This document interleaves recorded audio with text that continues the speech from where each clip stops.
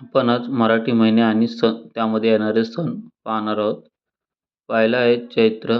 चैत्र या वर्षात शुद्ध प्रतिपदा म्हणजे गुढीपाडवा. महाराष्ट्रात नवीन वर्ष या दिवसापासून सुरू होते. या महिन्यात रामनवमी आणि हनुमान जयंती येते. तसेच वैशाख शुद्ध तृतीयेला अक्षय तृतीया म्हणतात. या महिन्यात शिवजयंती व बुद्ध पौर्णिमा येते. ज्येष्ठात वटपौर्णिमा येते. सुवासिनी स्त्रिया वडाची पूजा करतात. आषाढ शुद्ध एकादशीला आषाढी एकादशी म्हणतात. आषाढी एकादशीला पंढरपूर येथे मोठी यात्रा भरते. श्रावणात नागपंचमी, नारळी पौर्णिमा, रक्षाबंधन व गोकुळाष्टमी हे सण येतात.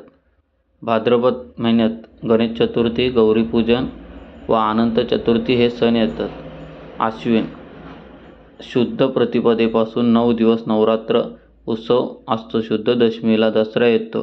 पौर्णिमेला कोजागिरी पौर्णिमा येते आणि शेवटच्या दिवसात दिवाळी हा सण येतो. कार्तिक शुद्ध प्रतिपदा म्हणजे बलिप्रतिपदा, दिवाळी पाडवा आणि दुसऱ्या दिवशी भाऊबीज येते. याच महिन्यात कार्तिकी एकादशी, तुलसी विवाह आणि त्रिपुरी पौर्णिमा येते. मार्गशीर्ष शुद्ध प्रतिपदेला देवदिवाळी व पौर्णिमेला दत्त जयंती येते.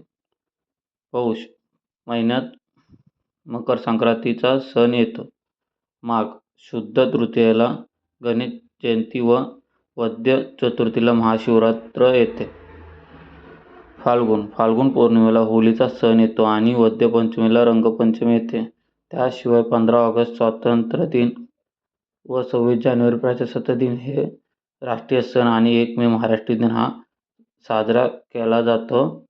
तसेच मराठी महिन्यामध्ये 360 दिवस असतात.